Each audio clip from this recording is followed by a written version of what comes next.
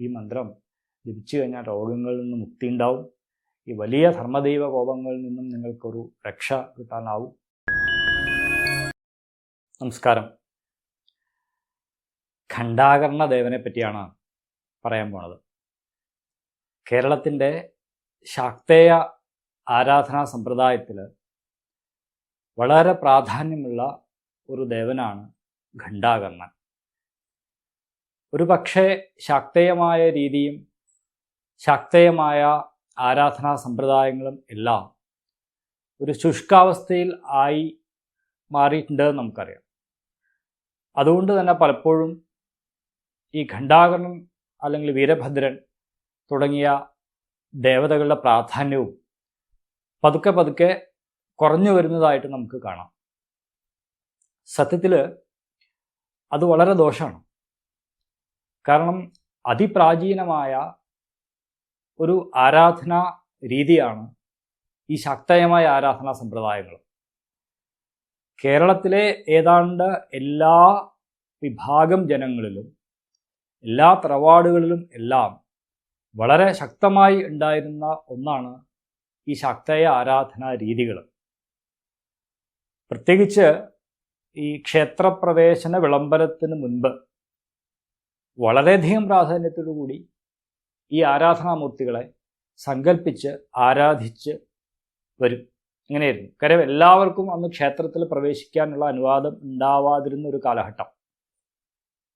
അപ്പം അതുകൊണ്ട് തന്നെ എന്താ ഇത് പറഞ്ഞു വരണേന്ന് പറഞ്ഞാൽ, നമ്മൾ പ്രശ്നം വയ്ക്കുമ്പോൾ ഒക്കെ പലപ്പോഴും ഈ ധർമ്മദൈവത്തിൻ്റെ കോപം കാണുകയും അത് ഇങ്ങനെയുള്ള ദേവതാ വിഷയങ്ങളിലേക്ക് ആ അന്വേഷണം ചെന്നെത്തുകയും ചെയ്യും. അപ്പോൾ ഇങ്ങനെയുള്ള ദേവതകളെ കുറേ കാലം കുടുംബക്കാർ പുരാതനത്തിൽ തറവാട്ടുകാർ ആരാധിച്ചു വന്നിരുന്നു. പിന്നീട് അത് നിർത്തുമ്പോൾ വലിയ ദോഷങ്ങൾ കാണാറുണ്ട്. പ്രത്യേകിച്ചും ഈ അപകടമരണങ്ങൾ അല്ലെങ്കിൽ മഹാരോഗങ്ങൾ, ഇതിൻ്റെയൊക്കെ അത് എത്ര പരിഹാരം ചെയ്താലും എത്ര പൂജകൾ ചെയ്താലും എത്ര സത്കർമ്മം ചെയ്താലും ഒന്നും ഒരു ഫലം കാണാതെ ഇരിക്കുന്നതിൻ്റെ ഒരു കാരണം ഈ നമ്മൾ ദുരിത വിഷയം ചിന്തിക്കുമ്പോൾ ആ തറവാടിൻ്റെ അല്ലെങ്കിൽ ആ കുടുംബത്തിൻ്റെ ദുരിതമായി വളരെ പ്രാചീനമായി ആരാധിച്ചു വന്നിരുന്ന ഇങ്ങനെയുള്ള മൂർത്തികളെ നമുക്ക് കാണാൻ കഴിയും. ഇപ്പോൾ ഭദ്രകാളി അല്ലെങ്കിൽ ചാമുണ്ഡി അല്ലെങ്കിൽ ഖണ്ഡാകർണൻ, വീരഭദ്രൻ, ചാമുണ്ഡിയിൽ തന്നെ രക്തചാമുണ്ഡി അല്ലെങ്കിൽ നമ്മുടെ കുക്ഷിശാസ്ത എന്ന് വിളിക്കുന്ന കുട്ടിച്ചാത്തൻ, ഇങ്ങനെയുള്ള അനവധി മൂർത്തികളെ നമുക്ക് കാണാൻ കഴിയും നമ്മൾ പ്രശ്നം വെച്ച് കഴിയുമ്പോൾ. അപ്പം അതുകൊണ്ട് ഈ ഒരിക്കലും നമുക്ക് അങ്ങനെയുള്ള ശാക്തേയ മൂർത്തികളെ അവഗണിച്ചുകൊണ്ട് നമുക്ക് മുന്നോട്ട് പോകാൻ കഴിയില്ല. അത് സത്യമായ കാര്യമാണ്. അപ്പം അതുകൊണ്ട് തന്നെ കുറച്ചെല്ലാം അങ്ങനെയുള്ള ദേവതകളുടെ മനസ്സുകൊണ്ടെങ്കിലും അനുസ്മരണമോ എന്തെങ്കിലും അതിനെ സംബന്ധിച്ചുള്ള ജപങ്ങളോ എല്ലാം നിങ്ങളൊക്കെ വളരെ ജീവിതത്തിൽ ഉപകാരപ്രദമായിരിക്കും. പ്രത്യേകിച്ചും പുതിയ തലമുറയ്ക്ക്. കാര്യം ഈ അപകട മരണങ്ങളുടെ ഒരു അന്വേഷണം പലപ്പോഴും ചെന്നെത്തി നിൽക്കുക ഈ ശാക്തേയ ആരാധന ഉണ്ടായിരുന്ന തറവാടുകളിൽ ആ ശാക്തേയ ആരാധന പെട്ടെന്ന് നിർത്തി മറ്റ് സാത്വികമായ ആരാധന തുടങ്ങുന്നു എന്ന ഒരു വിഷയത്തിലാണ് പലപ്പോഴും നമ്മൾ കാണാറുള്ളത്. അപ്പം അതുകൊണ്ട് നമുക്ക് ഇന്നൊരു ശാക്തേയമൂർത്തിയായിട്ടുള്ള ഖണ്ഡാകർണ സ്വാമിയെ പറ്റി ഒന്ന് പറയാം. പ്രത്യേകിച്ച് നമ്മുടെ ആലപ്പുഴ ജില്ലയുടെ സൈഡുകളിൽ, കോഴിക്കോട്, കണ്ണൂർ ഭാഗങ്ങളിലെല്ലാം തന്നെ ഖണ്ഡാകർണൻ്റെ തെയ്യമുണ്ട്, അല്ലെങ്കിൽ ഖണ്ഡാകർണനെ പ്രതിഷ്ഠിച്ച് ആചരിച്ച് വരുന്നുണ്ട്. ഇടുക്കി ജില്ലയിൽ ധാരാളം സ്ഥലങ്ങളിൽ ഖണ്ഡാകർണ ക്ഷേത്രങ്ങളുണ്ട്. അങ്ങനെ പ്രാദേശികമായിട്ടൊക്കെ ധാരാളം ഖണ്ഡാകർണന് പല ഭദ്രകാളി ക്ഷേത്രങ്ങളിലും ഖണ്ഡാകർണൻ ഉപദേവനാണ്. അതിൻ്റേതായ പ്രാധാന്യമുണ്ട്. ചിലയിടത്ത് ഉപാധി ഉണ്ടാവും, ചിലപ്പോൾ സങ്കല്പം മാത്രമേ ഉണ്ടാവുള്ളൂ. ഇങ്ങനെ വളരെ പ്രാധാന്യമുള്ള ഒരു ദേവനാണ് ഖണ്ഡാകർണൻ. ആ പേര് പോലെ തന്നെയാണ് മണി ഖണ്ഡം കർണത്തിൽ അണിഞ്ഞവനാണ് ഖണ്ഡാകർണൻ. ഇദ്ദേഹത്തിൻ്റെ ആവിർഭാവം ശിവൻ്റെ സ്വേദത്തിൽ നിന്ന്, അതായത് ശിവൻ്റെ വിയർപ്പിൽ നിന്നാണ്. ഇതിന് കാരണം ഈ ദാരികനെ വധിച്ച ആ കഥ നമുക്കറിയാം. ഭദ്രകാളിയുടെ ആ കഥ നമുക്കറിയാം. ദാരികനെ വധിച്ചു കഴിഞ്ഞപ്പോൾ ദാരികൻ്റെ ഭാര്യയായിട്ടുള്ള മനോദരി ദേവിയോടുള്ള, ഭദ്രകാളിയോടുള്ള ദേഷ്യം തീർക്കാൻ വേണ്ടിയിട്ട് ശിവനെ തപസ് ചെയ്ത് എനിക്ക് പ്രതികാരം ചെയ്യണം, അതിന് എന്തെങ്കിലും ഒരു മാർഗം കാണിച്ചു തരണമെന്ന് ശിവനോട് പറയുകയാണ്. ഈ തപസ്സിൽ പ്രത്യക്ഷപ്പെട്ട ശിവനോട് പറയുകയാണ്. ശിവൻ തൻ്റെ ശരീരത്തിലെ ആ സ്വേദം വേർപ്പ് എടുത്ത് ഈ ദേവിക്ക് കൊടുത്തു, ഈ മനോദരിക്ക് കൊടുത്തു, ആ അസുരൻ്റെ ദാരികൻ്റെ ഭാര്യയായിട്ടുള്ള മനോദരിക്ക് കൊടുത്തു. മനോദരി ഇത് ഭദ്രകാളിയുടെ ശരീരത്തിൽ തളിക്കുകയാണ് ചെയ്യുക. അതോടെ ശിവൻ്റെ സ്വേദാണ്. മനോദരിക്ക് വരം കിട്ടിയിട്ടുണ്ട്. ദേവിയുടെ ശരീരം മുഴുവനും മസൂരിക എന്നുള്ള ആ രോഗം വന്ന് ഭവിച്ചു. ആകെ ശരീരം മുഴുവൻ വ്രണമായി. വല്ലാത്ത അവസ്ഥയിൽ ഭഗവതി വിഷമിച്ചു. ഭഗവാനെ പ്രാർത്ഥിച്ചു. ശിവഭഗവാനോട് തന്നെ തൻ്റെ അച്ഛനായിട്ടുള്ള ആ മഹാദേവനോട്, ആ രുദ്രനന്ദിനിയായിട്ടുള്ള കാളി പ്രാർത്ഥിച്ചു. ഭഗവാന് കാര്യം മനസ്സിലായി. ഭഗവാൻ തൻ്റെ സ്വേദത്തിൽ നിന്നും തൻ്റെ കർണത്തിൽ നിന്നാണെന്ന് മറ്റൊരു കഥയുണ്ട്. എന്തായാലും ശിവനിൽ നിന്ന് ആ വലിയൊരു ഭയാനകമായ രൂപം ആവിർഭവിച്ചു. അത് വലിയ മീശ, കർണങ്ങളിൽ മണി ഒക്കെയായിട്ട് അതിഭീകരമായ രൂപമായിരുന്നു ഘണ്ഡാകർണൻ്റെ രൂപം. ആ ഘണ്ഡാകർണനെ ശിവൻ തന്നെയാണ് വിളിക്കുക. ഘണ്ഡാകർണൻ എന്ന പേരിൽ നീ അറിയപ്പെടും. അതുകൊണ്ട് നീ വേഗം പോയിട്ട് ഭഗവതിയുടെ രോഗം മാറ്റൂ, നിനക്കതിനുള്ള ശക്തിയുണ്ട്, ഈ മസൂരിക രോഗം തീർക്കാനുള്ള ശക്തിയുണ്ട് എന്നുള്ള വരം കൊടുത്ത് ഈ ഘണ്ഡാകർണനെ ഭഗവതിയുടെ അടുത്തേക്ക് പറഞ്ഞു വിടുന്നു. ഘണ്ഡാകർണൻ ഭഗവതിയെ ആപാദചൂടം തൻ്റെ നാക്കുകൊണ്ട് നക്കിയാണ് സുഖപ്പെടുത്തുന്നത് എന്നാണ് കഥ. അപ്പോൾ സഹോദരി ആയതുകൊണ്ട് തന്നെ ഭഗവതിയുടെ മുഖം ഭാഗം അത് അങ്ങനെ ചെയ്യണ്ട എന്ന് ഭഗവതി തന്നെ പറഞ്ഞു. സഹോദരി സ്ഥാനമാണല്ലോ. അത് ഘണ്ഡാകർണനും അതനുസരിച്ചു. ഭഗവാനും ശിവഭഗവാനും പറഞ്ഞു ദേവിക്ക് അതൊരു അലങ്കാരമായിട്ട് ആ മുഖത്തത് ഇരിക്കട്ടെ, ഇതിൻ്റെ ഓർമ്മയ്ക്കായി എന്ന് പറഞ്ഞു. അങ്ങനെ ഭദ്രകാളിക്കുണ്ടായ ആ മസൂരിക വ്യാധി നശിപ്പിച്ച ആളാണ് ഘണ്ഡാകർണസ്വാമി. മാത്രമല്ല ഘണ്ഡാകർണസ്വാമി ഉടനെ തന്നെ പോയിട്ട് മനോദരിയെ പിടിച്ച് കെട്ടിക്കൊണ്ടുവന്ന് ആ ബന്ധനസ്ഥനാക്കി കാളിയുടെ മുമ്പിൽ കൊണ്ട് സമർപ്പിക്കുകയും ചെയ്തു. കാളി ആ മനോദരിയുടെ അംഗവിച്ഛേദങ്ങൾ ചെയ്ത് രൂപത്തിലാക്കി മാറ്റി തൻ്റെ ഒരു അനുചരയായിട്ട് ഇവിടെ കൂടിക്കോളൂ എന്നുള്ള മട്ടിൽ അങ്ങനെ അവിടെ സമീപത്തൊരു സ്ഥാനവും കൊടുത്തു. ഇതാണ് അതിൻ്റെ കഥ. ഇതിൽ താന്ത്രികമായിട്ടും ശക്തമായിട്ടും ഒരുപാട് രഹസ്യ സംഭവങ്ങളൊക്കെ ഉണ്ട്. അതിലേക്കൊന്നും ഞാൻ കടക്കണില്ല. ഇതാണ് ഘണ്ഡാകർണസ്വാമിയുടെ ഒരു രത്ന ചുരുക്കം ആ കഥയുടെ.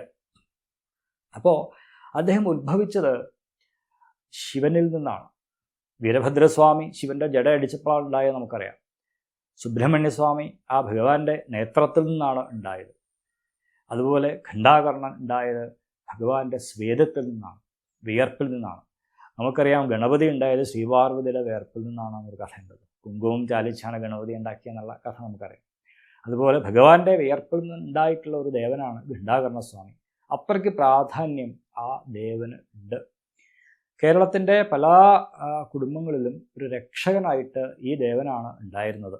പഴയ കാലത്തൊക്കെ മസൂരി വ്യാപിക്കുമ്പോൾ അതിന് മരുന്നൊന്നും അങ്ങനെ കണ്ടുപിടിച്ചിട്ടില്ലല്ലോ. അപ്പോൾ ആ സമയത്തൊക്കെ ഈ ഘണ്ഡാകർണൻ്റെ ഉപാസന ഉള്ളവരാണ് ഈ രോഗം മാറ്റാനും ചികിത്സിക്കാനും ഒക്കെ ആയിട്ട് ഇറങ്ങി പുറപ്പെടുക. അങ്ങനെയുള്ളവർക്ക് രോഗങ്ങൾ വരില്ല. ഈ ഭഗവാൻ അവരെ കാത്തുരക്ഷിക്കും. അവരെ ചികിത്സിക്കുന്ന ആ രോഗികളുടെയും രോഗം മാറും. അങ്ങനെ വലിയൊരു പ്രാധാന്യം ആ കാലഘട്ടത്തിൽ ഈ ദേവൻ ഉണ്ടായിരുന്നു. പിന്നീട് പല കുടുംബങ്ങളുടെയും രക്ഷയ്ക്കായിട്ടാണ് ഈ ഘണ്ഡാകർണസ്വാമി, കുടുംബങ്ങളുടെയും സമൂഹത്തിൻ്റെയും ഒക്കെ രക്ഷയ്ക്കായിട്ട് ഈ ഘണ്ഡാകർണസ്വാമിയെ ആരാധിച്ച് വരുന്നുണ്ട്. ഇത് നമ്മുടെ കേരളത്തിൻ്റെ ഒരു ചരിത്രം. ഇനി ഈ ഘണ്ഡാകർണസ്വാമിയുടെ പ്രാധാന്യം എന്താണ് നിങ്ങൾക്കറിയുമെന്നറിയില്ല. നമ്മുടെ ബദ്രീനാഥ് ക്ഷേത്രത്തിൻ്റെ രക്ഷകൻ ആയിട്ടുള്ളത് ഘണ്ഡാകർണസ്വാമിയാണ്. പുതിയൊരു അറിവായിരിക്കും. ആ ബദ്രീനാഥനെ രക്ഷിക്കാനായിട്ട് നിൽക്കുന്ന ആള് ഘണ്ഡാകർണസ്വാമിയാണ്. ബദ്രീനാഥിൽ ഘണ്ഡാകർണൻ്റെ പ്രതിഷ്ഠയുണ്ട്, നമുക്ക് കാണാൻ കഴിയും. അതുകൂടാതെ തന്നെയാണ് അവിടെ മാനാഗ്രാമത്തിൽ, ഈ ബദ്രീനാഥിൻ്റെ അടുത്തുള്ള ഗ്രാമമാണ് മാനാഗ്രാമം. പോയിട്ടുള്ളവർക്കറിയാം, അവിടെയാണ് വ്യാസഗുഹയൊക്കെ ഉള്ളത്. ആ മാനാഗ്രാമത്തിൻ്റെ അധിഷ്ഠാന ദേവതയും ഘണ്ഡാകർണനാണ്. അവർ വളരെ ഗംഭീരമായിട്ടാണ് ഘണ്ഡാകർണസ്വാമിയുടെ ഉത്സവം അവിടെ ആഘോഷിക്കുക. അതായത് ആ പ്രദേശത്തിൻ്റെ മുഴുവൻ രക്ഷകനായിട്ടാണ് ഈ ഘണ്ഡാകർണസ്വാമിയെ അവർ കാണുക. ഹിമാലയത്തിൽ പല സ്ഥലങ്ങളിലും ആ സ്ഥലത്തിൻ്റെ രക്ഷകനായിട്ട് ഈ ഘണ്ഡാകർണസ്വാമിയെ ആരാധിക്കുന്നതായിട്ട് നമുക്ക് കാണാം. പലപ്പോഴും അനവധി തന്ത്രഗ്രന്ഥങ്ങളിൽ, സംസ്കൃതത്തിലുള്ള തന്ത്രഗ്രന്ഥങ്ങളെല്ലാം തന്നെ ഘണ്ടാകർണ സ്വാമിയുടെ പൂജാവിധാനങ്ങളും അതിൻ്റെ മന്ത്രവിധാനങ്ങളും എല്ലാം വിശദമായിട്ട് തന്നെ കൊടുത്തിട്ടുണ്ട്. അപ്പോൾ അതിനർത്ഥം ആർഷമായ ഒരു ആചാരം ഉള്ള ദേവനാണ് ഘണ്ടാകർണ സ്വാമി. കേവലം പ്രാദേശികമായ ഒരു സങ്കല്പമോ ദേവതാ സ്വരൂപമോ അല്ല ഘണ്ടാകർണ സ്വാമി. ഹിമാലയം മുതൽ കന്യാകുമാരി വരെ ആ സ്വാമിയെ ആരാധിക്കുന്ന അനവധി ജനവിഭാഗങ്ങളുണ്ട്. പ്രത്യേകിച്ച് ഈ ഉത്തരാഖണ്ഡിലെ ജനങ്ങൾ, അവർക്കൊരു പ്രത്യേക പേര് പറയും അവിടെ താമസിക്കുന്ന ആൾക്കാർക്ക്, അവരുടെ രക്ഷാദൈവമാണ് ഘണ്ടാകർണൻ. എല്ലാ പർവ്വതങ്ങളിലും ഈ ഘണ്ടാകർണ സ്വാമിയെ അവർ പൂജിക്കും. ഗംഭീരമാണ്, അത്ര പ്രാധാന്യം ആ ദേവൻ അവർ കൊടുക്കുന്നുണ്ട്. അപ്പം അതുകൊണ്ട് നമ്മൾ കേരളീയരും പാരമ്പര്യമായിട്ട് ഘണ്ടാകർണ സ്വാമിയെ ആചരിച്ചു വന്നിരുന്ന കുടുംബക്കാരൊക്കെ അത് വേണ്ടാന്ന് വെക്കണ്ട, എന്തെങ്കിലും ഒക്കെ ആ ദേവനെ അനുസ്മരിച്ച് ചെയ്യുക. ഇത്രയ്ക്ക് രക്ഷാസാമർഥ്യമുള്ള ഒരു ദേവൻ ഇല്ല.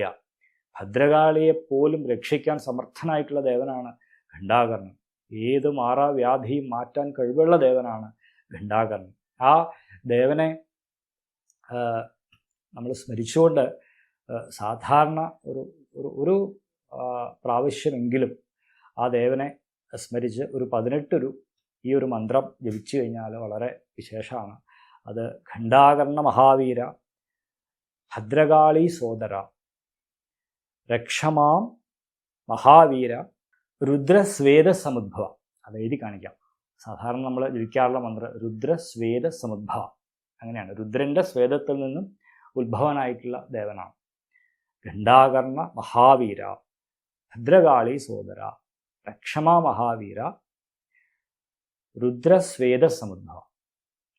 ഈ മന്ത്രം ജപിച്ചു കഴിഞ്ഞാൽ രോഗങ്ങളിൽ നിന്ന് മുക്തി ഉണ്ടാവും. ഈ വലിയ ധർമ്മദൈവ കോപങ്ങളിൽ നിന്നും നിങ്ങൾക്കൊരു രക്ഷ കിട്ടാനാവും. കാരണം ഇതെല്ലാം പലപ്പോഴും പറയണത് യഥാർത്ഥ ധർമ്മദൈവം ഏതാണെന്ന് നമുക്ക് മനസ്സിലാവാണ്ട് വരും. പലപ്പോഴും ഈ ഘണ്ടാകർണനെ പോലുള്ള ദേവതകളൊക്കെ ധർമ്മദൈവമായിട്ട് വരും. അത് പലർക്കും അറിയില്ല.